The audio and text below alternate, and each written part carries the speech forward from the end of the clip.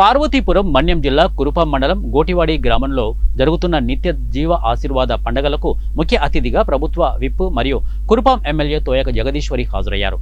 ఈ సందర్భంగా ఎమ్మెల్యే మాట్లాడుతూ మతం అనేది మనసుకు మాత్రమే అని అన్నారు. శాంతిదూత అయిన యేసు ప్రభువు మార్గంలో క్రిస్టియన్ సోదరులు నడవాలని అన్నారు. ఏ మతమైనా ఏ దేవుడైనా సూచించేది ఒకటేనని, ఆపదలో ఉన్నవారికి సహాయపడమే దేవుని యొక్క ముఖ్య ఉద్దేశమని అన్నారు.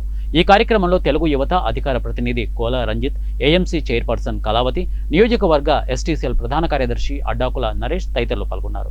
మీ దీక్ష పూర్తి చేసుకుని ఈరోజు రేపు మరి చాలా చక్కగా చేసుకోవాలని చెప్పి ఈ సందర్భంగా నేను మీకు తెలియజేస్తున్నాను.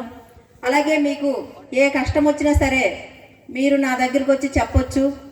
తప్పకుండా ఈరోజు ఏదైనా సరే మీ తోబుట్టువుల ఆదరించి అభిమానించి ఈరోజు ఎమ్మెల్యే అయ్యాను అంటే మీ అందరూ ఆదరాభిమానాల వల్లే నేను అయ్యాను కాబట్టి చూసి గెలిపించారు.